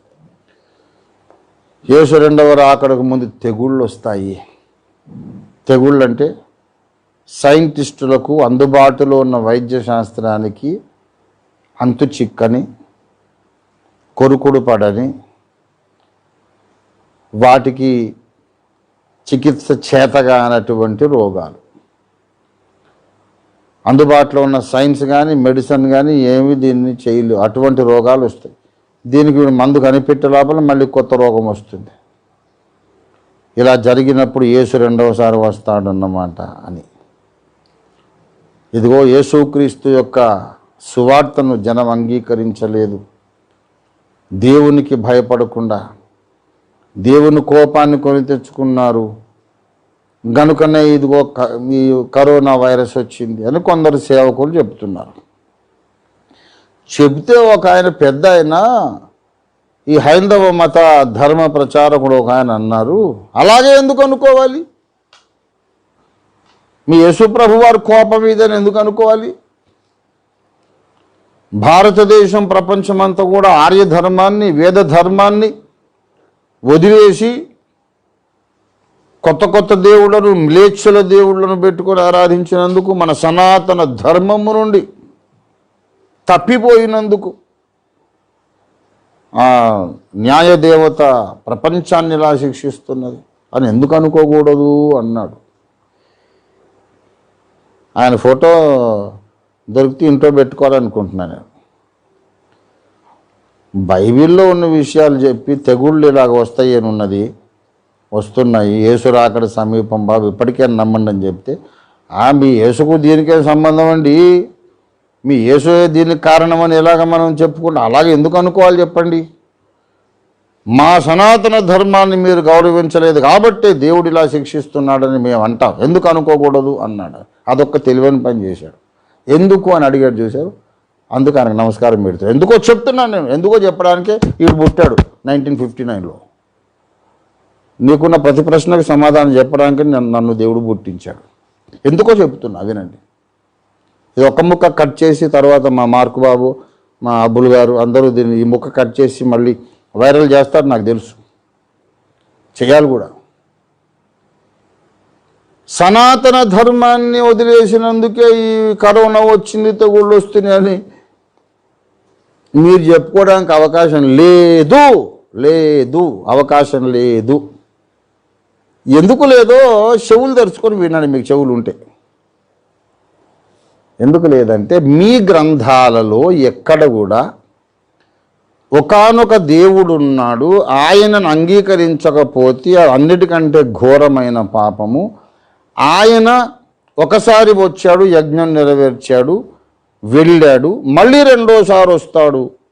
ఆయన రెండవసారి వచ్చినప్పుడు ఆయన రాకడను అనౌన్స్ చేయడానికి ఈ తెగుళ్ళు జరుగుతాయి అన్నటువంటి విషయం మీ గ్రంథాలు ఎక్కడా లేదు. లేదు, ఉంటే చూపించండి. మీరు అన్నీ మమ్మల్ని చూసి పులిని చూసి నక్క వాత పెట్టుకున్నట్టుగా మీరు పెట్టుకుంటే కుదరదు. వాతలు మిగులుతాయి, నువ్వు పులివి కాదు. బైబిల్లో ఉన్న ఈ స్పష్టమైన ప్రవచనం, ప్రజెంటేషన్ నీకు లేదు. అసలు దేవుడెవడు అన్నదే నీకు స్పష్టత లేదు, సృష్టికర్త ఎవడు అన్నదే నీకు స్పష్టత లేదు. ఏ స్పష్టత లేకపోవడమే సనాతన ధర్మం. అది సనాతన ధర్మం కాదు, సనాతన అస్పష్టత, అది సనాతన గందరగోళం, సనాతన అయోమయం. దేవుడు ఎవరంటే చెప్పరు. అసలు హైందవం అంటే ఏంటో నిర్వచనం చెప్పమంటే చెప్పు. సుప్రీంకోర్టుకి వెళ్ళి చెప్పారు, మేము డెఫినేషన్ చెప్పలేము సార్ అని. అందులో ఫలానోడు దేవుడు అని ఏముంటుంది? డెఫినేషనే లేదని నువ్వే చెప్తివి. సుప్రీంకోర్టులోకి వెళ్ళి ఒప్పుకున్నారుగా. కనుక మీకంత సీన్ లేదు. మీరు ఈ తెగుళ్లకు మా ధర్మమే కారణం అని చెప్పుకోవడానికి అవకాశం లేదు. అట్లాంటి ఆశలు పెట్టుకోకండి. అలాంటి పిచ్చి పిచ్చి ప్రయత్నాలు చేస్తే దేవుడు ఇంకా తంతాడు. మారు మనసు పొందండి. బైబిల్లో ఉన్న మాట నెరవేరుతోంది. లూకా సువార్త 21వ అధ్యాయం నేను చదివి వినిపిస్తాను చూడండి. లూకా 21 7వ వచనం. అప్పుడు వారు, బోధకుడా, అలాగైతే ఇవి ఎప్పుడు జరుగును? ఇవి జరగబోవునని సూచన ఏమి అని ఆయన అడగగా 9 మీరు యుద్ధములను గూర్చి కలహములను గూర్చి వినప్పుడు జడియకుడి. ఇవి మొదట జరగవలసి ఉన్నది కానీ అంతము వెంటనే రాదు. మరియు ఆయన వారితో ఇట్లనను. లూకా 21:10 వచనం. జనము మీదికి జనమును, రాజ్యం మీదికి రాజ్యమును లేచును. అక్కడక్కడ గొప్ప భూకంపములు కలుగును. తెగుళ్ళును కరువులను తటస్థించును. ఆకాశము నుండి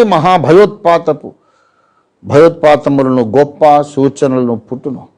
ఇవన్నీ జరక్క మునుపు వారు మిమ్మల్ని బలాత్కారంగా పట్టి నా నామము నిమిత్తం, యేసునామము నిమిత్తం మిమ్మల్ని రాజుల యొద్దకు, అధిపతుల యొద్దకు తీసుకొని వెళ్ళి సమాజ మందిరాలకు, చెరసాలకు అప్పగించి హింసింతురు.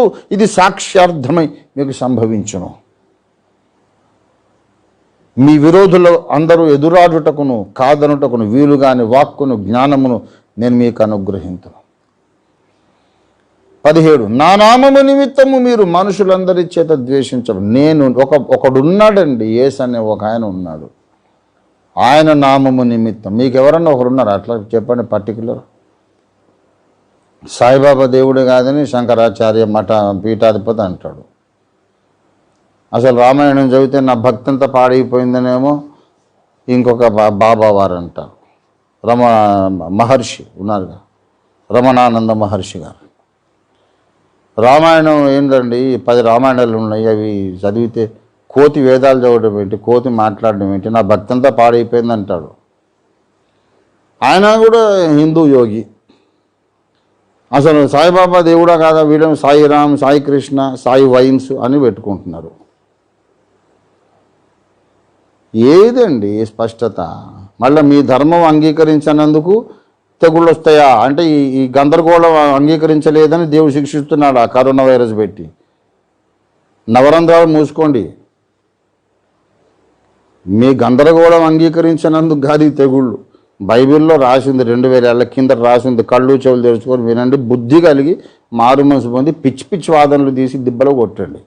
సత్యాన్ని తెలుసుకోండి, సత్యాన్ని నమ్మండి, సత్యాన్ని వెంబడించండి. యేసయ్య నేను మళ్ళీ వస్తాను.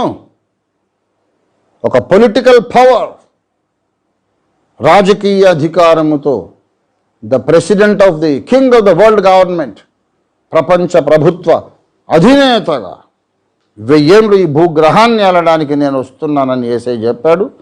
క్రైస్తవులమని మేము అది స్థిరంగా నమ్ముతున్నాం. మీరు నమ్మినా నమ్మకపోయినా యేసయ్య వస్తాడు. దమ్ము ధైర్యం ఉంటే మీరు, మీ దేవతలు, మీ మంత్రాలు, మీ శంబల, మీ సిద్ధ గురువు మొత్తం కలిసి యేసయ్య రాకడని ఆపండి. యేసయ్య రాకడ ఆపడం మీకేం దమ్ముంది? అంతక్కడ నీకు సీన్ ఉంది. యేసుప్రభు రాకడని ఎక్కడ ఆపుతావు? యేసు రాకడకు ముందు వచ్చే తెగుళ్ళని ఆపండి చూద్దాం. ఇది సూచన. తెగుళ్ళు సంభవించనని బైబిల్లో ఉంది, మన కళ్ళ ముందు జరుగుతూ ఉంది. ఇలాంటివెన్నో జరిగిన తర్వాతనే ప్రభు వస్తాడని ఇందులో నేను చెప్పాను. ప్రభు రాడని చెప్పలేదు. ఓఫీర్ అబద్ధ బోధకుడు అని చెప్పిన ఎర్రిమొఖం ఎవడండి? నమ్మిన ఎర్రిమొఖాలు ఎక్కడున్నారు ఇప్పుడు? 40 ఏళ్ళు అయ్యాక నేను చెప్తున్నా. ఇలాగే ఉంటాను ఇంకా అందరం మట్టి గరిచిపోయిందాక. ఓఫీర్ అబద్ధ బోధకుడా? ఎందుకు అబద్ధ బోధకుడు? ప్రార్థన చేయొద్దని చెప్పానా? లేకుంటే వ్యభిచారం చేయండి ఏం పర్లేదని చెప్పానా? లేకుంటే చుట్టలు సిగరెట్ తాగండి, సారా తాగండి అని చెప్పి నేను చెప్పానా? పొరుగువాడి వైఫ్ మీద కన్నేసి లేపుకొని పొమ్మని నేను చెప్పానా? లేకుంటే ప్రార్థన చేయొద్దని చెప్పానా? దేవుని కానుకలు ఇవ్వద్దని చెప్పానా? ఏం చెప్పాను? మారు మనసు పొందొద్దు, రక్షణ పొందొద్దు, బాప్తిసమే పొందొద్దని చెప్పానా? ఏం చెప్పాను? క్రీస్తు రాకడకు ముందు కొన్ని సూచనలు, స్పష్టమైన సూచనలు ఉన్నాయి. ప్రభువు చెప్పాడు, అవి నెరవేరితే తప్ప ఆ దినము రాదు అని లేఖనాధారాలతో చెప్పా. అందుకే నేను అబద్ధ ప్రవక్తన అయిపోతానా? రెండవ రాకడను గురించి 3 స్కూల్స్ ఆఫ్ థాట్ అలాగే ఉన్నాయిరా, పిచ్చి మొహమా. ఎప్పటి నుంచో ఉన్నాయి ప్రపంచంలో, రంజితోఫిర్ మొదలు పెట్టలేదు. రెండవ రాకడను గురించి ప్రీ ట్రిబులేషన్ రాప్చర్ ఒకటి, మిడ్ ట్రిబులేషన్ రాప్చర్ ఒకటి, పోస్ట్ ట్రిబులేషన్ రాప్చర్ ఒకటి థియరీ, అండ్ ఆ మిలేనియల్ అని 4వది కూడా ఉంది. వీడికి ఏమి తెలియదు, బావిలో కప్ప కూడా కాదు వీడు. రెండవ రాకడ ఎప్పుడు అంటే శ్రమల కాలం రాకముందే రెండవ రాకడ జరుగుతుందనేది ఒక థియరీ. 7 ఏళ్ల శ్రమల కాలం మధ్యలో ఎత్తబడుతుంది సంఘం అనేదేమో మిడ్ ట్రిబులేషన్ రాప్చర్ థియరీ. 7 ఏళ్ల శ్రమల కాలం అయిన తర్వాత సంఘం ఎత్తబడుతుంది అనేదేమో పోస్ట్ ట్రిబులేషన్ రాప్చర్ థియరీ. ఇంకా శ్రమల కాలం అయిందాక సంఘం ఎత్తబడకపోతే ఇక పోయేందుకు యేసయ్య వస్తాడు కదా, రాప్చర్ లేదు ఏమి లేదు, 1000 ఏళ్ల రాజ్యం అయిన తర్వాతనే సంఘం పోతుందని చెప్పేది ఆ మిలేనియల్ రాప్చర్ థియరీ. ఈ 4 నేను పుట్టకముందే ఉన్నాయి, మీకు తెలుసో లేదు. ఈ 4లో నేను మిడ్ ట్రిబులేషన్ రాప్చర్ ఆ పొజిషన్ తీసుకున్నా. అంత మాత్రానికి నేను అబద్ధ బోధకుడిని, నా మాటలు వింటే నరకానికి వెళ్తారని పిచ్చి కూతలు కూస్తారు మీరు. ఇవి అర్థమైందా? మీ సంఘాలకి ఇంకా మొత్తం నాశనం అవుతుంది. అబద్ధ క్రీస్తు రావడం దాకా అవసరం లేదు. కల్వరి సతీష్ గారు డిజిటల్ ఆరాధన పెడితేనే సంఘాలు కూలిపోతున్నాయట. అంత గొప్ప కట్టేశారు వీళ్ళు సంఘాలు. మళ్ళీ నన్ను దుర్బోధ కూడా అంటారు. కల్వరి సతీష్ గారు ఆయన అబద్ధ ప్రవక్త కాదు, యేసయ్య సేవకుడే. ఆయన అభిమానులు ఏదో కొంతమంది అడిగితే డిజిటల్గా వాక్యం చెప్తాను అన్నాడు. ఏ ఊళ్ళో ఆ ఊళ్ళో మీరు డిజిటల్ స్క్రీన్ పెట్టుకోండి వాక్యం చెప్తాను అన్నాడు. దానికి గడబిడ గందరగోళం గగ్గోలు అయిపోయి మా సంఘాలన్నీ ఖాళీ అయితే, సతీష్ కుమార్ గారు డిజిటల్ స్క్రీన్ పెడితే సంఘాలు ఖాళీ అవుతాయా? అంత గొప్పగా పునాదులు కట్టేశారు మీ సంఘాలు సిగ్గు లేకుండాను. మరి సతీష్ కుమార్ గారు దేవుని బిడ్డ, దేవుని దాసుడు, డిజిటల్ స్క్రీన్ పెడితేనే మీ సంఘాలు ఖాళీ అవుతాయి కదా. మరి అబద్ధ క్రీస్తు వస్తే మీ సంఘాలు ఎలాగుంటాయి? మరి నా సంఘం ఏం ఖాళీ కాదు, ఇంకెక్కువ వద్దు. అప్పుడు దట్ ఈజ్ రంజితోఫీ. నేను అబద్ధ ప్రవక్తలు, నువ్వా? 40 ఏళ్ళు అయ్యాక ఇప్పుడు సింహగర్జన చేస్తున్నాను నేను. ఇప్పటికైనా ఆ పనికిమాల బోధకులందరి ప్రచారాలు విని పాడైపోయిన విశ్వాసులందరూ రండి. వాళ్ళందరూ చచ్చారు ఇప్పుడు. మిగిలిన బతుకున్న మీరైనా బతకండి. ఇప్పుడు మారు మనసు పొంది ఓఫీర్ బోధలోకి రండి. చెబుతున్నాను, కరోనా తక్కువైపోతుంది. ఎందుకు మూలవాక్యం చదివాను తెలుసా?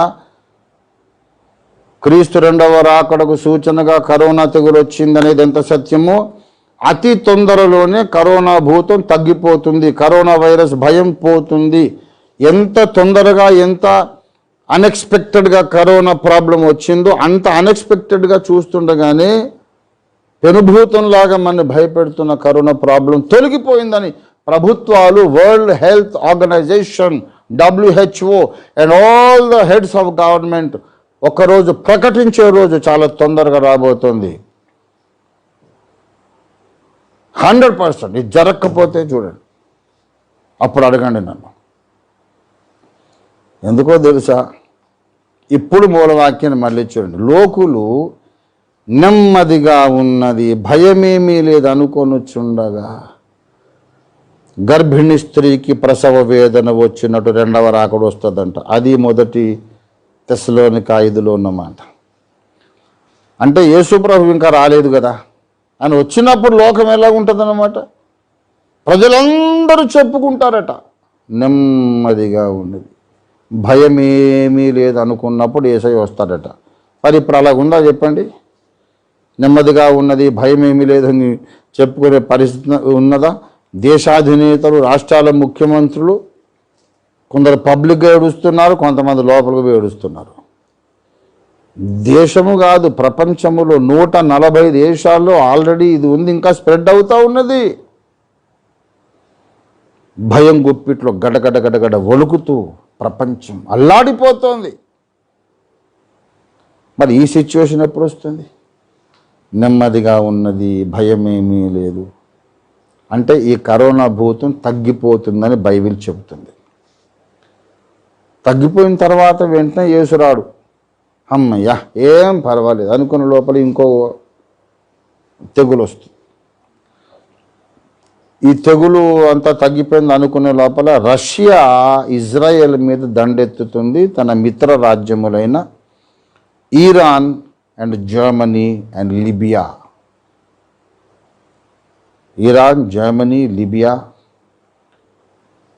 రష్యా వీళ్ళు కలిసి ఇజ్రాయెల్ మీద దండెత్తబోతున్నారు. అది జరిగినప్పుడన్నా ఈ పిచ్చి వాదనలు, పిచ్చి కూతలు కూసే వాళ్ళందరూ మారు మనసు పొంది, అయ్యే బాబోయ్ బైబిల్లో ఉన్న దేవుడేరా ప్రపంచ రాజకీయాలు కంట్రోల్ చేస్తున్నాడు, ఇది అసలేని దేవుడు, మనం అనుకున్న దేవుళ్ళు దేవతలు ఏదో గాల్లో ఎగురుతున్నారు చెప్పుకున్నాం.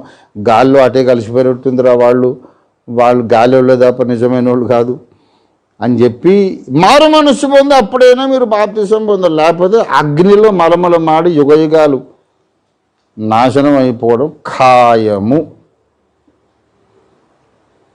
బైబిల్లో ఉన్న ప్రతి మాట నెరవేరుతుంది. నమ్మి బాప్తిస్మం పొందువాడు రక్షింపబడున అనే మాట నెరవేరుతుంది. నమ్మని వానికి శిక్ష విధింపబడును అనే మాట కూడా ఖాయంగా ఖచ్చితంగా నెరవేరుతుంది. If you don't believe in the gospel of Jesus Christ and be baptized, you will end up in hellfire. This is 100% sure. Even if you are a good man, you will go to hell. నువ్వు మంచోడు అని నువ్వు అనుకోవచ్చు, అయినా నువ్వు నరకానికి వెళ్తావు.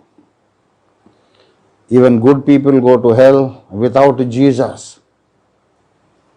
నమ్మాలి. ఇంకెప్పుడు బుద్ధి వస్తుంది మీకు? ఇదిగో ఈ తెగులు వచ్చింది, కొంచెం ఝలక్ దేవుడు అట్లా చూపించాడు, ఇది తగ్గిపోతుంది, మళ్ళీ ఇంకోటి వస్తుంది. అమ్మయ్యా అన్ని రకాల తెగుళ్ళకు ఒక వైరస్, ఏ వైరస్ వచ్చినా ఏ బ్యాక్టీరియా వచ్చినా రాకుండా మేము సర్వరోగ నివారణలాగా ఒక వ్యాక్సిన్ కనిపెట్టేసాం అని ఎవడో ప్రకటిస్తాడు ఒక సైంటిస్ట్. అమ్మయ్యా అని ప్రజలందరూ ఊపిరి పీల్చుకున్న లోపల ఈ Russian armies with military allies వీళ్ళందరూ కలిసి ఇజ్రాయెల్ మీదకి వెళ్ళి లక్షల మంది అక్కడ చచ్చిపోతారు. ఇజ్రాయెల్ పక్షంగా దేవుడు ఎదిగి వచ్చి పోరాటం చేస్తాడు. Russia army, Libya, Iran, Germany మొత్తం సర్వనాశనం అయిపోతాయి. ఇజ్రాయెల్ యొక్క దేవుడైన యెహోవా దిగొచ్చి యుద్ధం చేస్తాడు. చూడండి, కథలు చెప్తున్నావు అయ్యా అని ఇప్పుడు అనొచ్చు, రేపు న్యూస్ పేపర్లో చూసినప్పుడన్నా అనవు కదా. చూడండి, ఇప్పుడు నమ్మమని చెప్పట్లా, ఈ సంగతి జరిగినప్పుడు నమ్మమని చెప్తున్నా, అంతే కదా. ఇంక నీకు కష్టం ఏంటి? ఇప్పుడు నమ్మమంటే నువ్వు వాదించాలా. న్యూస్ పేపర్లో చూసినప్పుడు నమ్మి బాప్తిసం పొందరా బడుద్దాయి అని చెప్తున్నా. బడుద్దాయి కూడా గుర్తుపెట్టుకో. సరే, ఇలాగ ఎన్నో తెగుళ్ళు వస్తాయి. మళ్ళీ దానికి విరుగు కనిపెడతారు, విరుగుడు యాంటీ డోస్ కనిపెడతారు, వ్యాక్సిన్స్ వస్తాయి, మళ్ళీ ట్రీట్మెంట్ వస్తుంది, మళ్ళీ కొత్త వైరస్ వస్తుంది, మళ్ళీ దానికి వ్యాక్సిన్. ఇలా ఎన్నో జరిగి యుద్ధాలు జరిగి అమెరికా ఆర్థిక వ్యవస్థ కుప్పగూలిపోతుంది, అగ్ని ప్రమాదాలు జరుగుతాయి, భూకంపాలు జరుగుతాయి. భూకంపాల్లో పెద్ద పెద్ద కంట్రీస్ పెట్టుకున్న సర్వర్లు నాశనం అయిపోతాయి, కంప్యూటర్లో ఉన్న డేటా మొత్తం నాశనం అయిపోతుంది. రాబోతున్న సంగతులు చెబుతున్నాను నేను. అప్పుడు ప్రపంచం మొత్తం మీద ఒక్క రాజు వస్తాడు. ఒకే రాజు, ఒకే రాజు, ఒకే రాజు, ఒకే ప్రభుత్వం, ఒకే currency. The whole world becomes one country, one kingdom. గుర్తుపెట్టుకోండి, ఈ బుక్లో నేను చెప్పా ఎప్పుడో 40 ఏళ్ల కిందట. ఇది చెప్పినందుకు నేను దుర్బోధకుని అన్నారు దుర్మార్గులు. ఆ దుర్మార్గులు వాళ్ళ నెత్తిన నెరిసిన వెంట్రుకలు, డబ్బుల సంచులు చూసి ఇంత నెరిసిన అయ్యగారు, ఇంతలా బొజ్జ ఉన్న అయ్యగారు, ఇన్ని కోట్లు ఉన్న అయ్యగారు తప్పెలా చెప్తారు అనుకుని ఎర్రిమొగాళ్ళందరూ వాళ్ళని నమ్మారు. ఇప్పటికైనా మారుమనసు పొందండి. మీకు పౌలన్న బోధ ఇవాళ ఇండియాలో ఎక్కడుంది, ప్రపంచంలో ఎక్కడుందంటే పౌలన్న బోధకు care of address Ranjith Ophir మినిస్ట్రీసే. This is where you get original Pauline teaching. All denominations comes, they have to come to Ophirist ideology and doctrine. వచ్చేసేయండి, ఇంకా ఆలస్యం చేయొద్దు. ఇంకా ఇట్లాగే వస్తాయి చాలా కష్టాలు. తెగులు తెగులు తెగులు, కరువు, భూకంపాలు, యుద్ధాలు ఇంకా చాలా జరుగుతాయి. ఫైనల్గా ఒక్కరోజు వస్తుంది, ఇంకా వైరస్లు లేవు, యుద్ధాలు లేవు, తెగుళ్ళు లేవు, ఏమీ లేవు. చక్కగా ప్రశాంతంగా ఉన్నది, ఏం పర్వాలేదని లోకులు అనుకొనుచుండగా యేసు ప్రభు రెండవసారి వస్తాడు. అప్పుడు సంఘం ఎత్తబడుతుంది. అయితే ఇది 1 తెస్సలోనికై 5వ అధ్యాయం 3వ వచనం చదివాను. 4వ వచనం అంటాడు, 5వ వచనం, 4-5 వచనాలు కూడా మీరు చూస్తే, వారెంత మాత్రము తప్పించుకోలేరు. గర్భిణీ స్త్రీకి ప్రసవ వేదన వచ్చినట్టు వస్తుంది.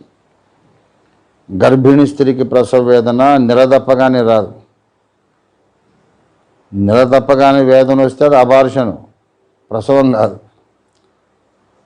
1 మంత్కు రాదు, 2 నెలలకు రాదు, 3 నెలలకు రాదు, 6 నెలలకు రాదు ప్రసవ వేదన. ఎప్పుడు పడితే అప్పుడు రావడానికి వీల్లేదు ప్రసవ వేదన. యేసు రాకడ కూడా నవమాసాలు నిండక ముందు, అంటే కొన్ని సూచనలు నెరవేరక ముందు యేసు రాకడ రావడానికి వీలు లేదు. ఇది నేను చెప్పిన సత్యం. ఇప్పటికైనా అర్థం చేసుకొని నమ్మితే బాగుపడతారు, లేకపోతే మొత్తం పాడైపోతారు. No pre tribulation, no post tribulation, no amillennial. అంచకాలపు సంఘం నమ్మవలసిన ఏకైక సిద్ధాంతం, అబద్ధ క్రీస్తు వచ్చి 42 మాసాలు పరిపాలిస్తాడు. అప్పుడు 7 ఏళ్ల శ్రమల కాలంలో సెంట్రల్ పాయింట్, అప్పుడు క్రీస్తు సంఘం ఎత్తబడుతుంది.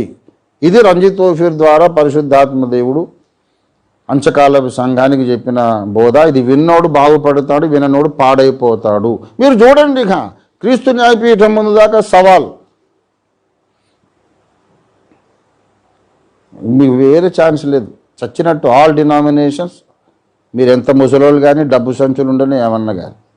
డబ్బు సంచులు ఎందుకు పనికి వచ్చినాయి? కరోనా వచ్చింది అన్న లాభమా? దేవుడితో పెట్టుకోకండి, దేవుని సత్యానికి విరోధంగా పోరాడకండి.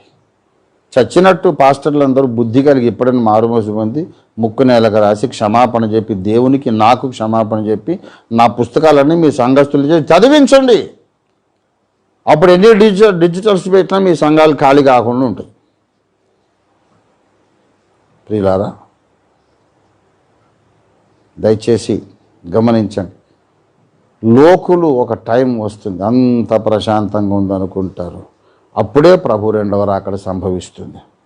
కనుక ఇంతకుముందు ఉన్న ఈ బీభత్సాలన్నీ, భయానక పరిస్థితులన్నీ కూడా ఎలాగో ఈ లోకపు సైంటిస్టులు, పాలిటీషియన్స్ కలిసి మేనేజ్ చేసేసారు. ఇంకేం పర్వాలేదు అనుకునే రోజు వస్తుంది. కనుక తప్పకుండా వచ్చే దేవదర్శన దినోత్సవాన్ని మనం నార్మల్ కండిషన్స్లో జరుపుకుంటామని నేను నమ్ముతున్నాను.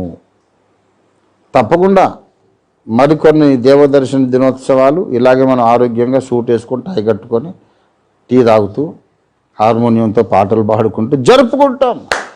Gathering in one place. తప్పకుండా ఆ తర్వాతనే ప్రభు వస్తాడు. ప్రియులారా, 40 సంవత్సరాలు అయ్యాక ఓఫీరిస్టులందరికీ నా పిలుపు. నేను సువార్త చెప్పిన విధానాన్ని విమర్శించారు. వేదముల్లో యేసుప్రభు ఉంది, వేదాలు మనకి ఎందుకండి అన్నారు. నన్ను విమర్శించిన ప్రతి ఒక్కడు చెత్త విధవ అని చెప్తున్నా. వాడు రెవరెండ్ కానీ, డాక్టర్ కానీ, ఫారిన్ ఫండ్స్ ఉండని, ముసలోడు కానీ, కుర్రోడు కానీ, విమర్శించిన ప్రతి ఒక్కడు చెత్త విధవ అని చెప్తున్నా ఇప్పుడు ఫుల్ కాన్ఫిడెన్స్తో. ఎందుకు తెలుసా? ఆంధ్ర క్రైస్తవ కీర్తనలో పాటలు పాడుకుంటారు. రండి సువార్త సునాదముతో, రంజిలు సిలువ నినాదముతో పాడుతూ, ఏసే ప్రజాపతి పరమేశం అని ఆ పాట పాడుకుంటారు. ప్రజాపతి అంటే ఏంటి? వేదములలో దేవునికున్న పేరు. పండిత్ సిహెచ్ ఫ్రాన్సిస్ గారు అన్ని పుస్తకాలు రాశారు వేదముల్లో క్రీస్తుని గురించిన ప్రవచనాలు. అవును, మీకు ఫ్రాన్సిస్ గారు చెప్పినప్పుడు తప్పనిపించలేదు, మాసిలమణి గారు చెప్పినప్పుడు తప్పనిపించలేదు, పురుషోత్తం చౌదరి గారు చెప్పినప్పుడు తప్పనిపించలేదు. నేను హైందవ క్రైస్తవం రాస్తే తప్పనిపించింది. మరి మిమ్మల్ని ఎదవలనకపోతే ఏమనాలి? నేను నాకు తెలియక అడుగుతా. అదే పాయింట్ మాసినమణి గారు చెప్తే రైటు, అదే పాయింట్ సిహెచ్ ఫ్రాన్సిస్ గారు చెప్తే రైటు,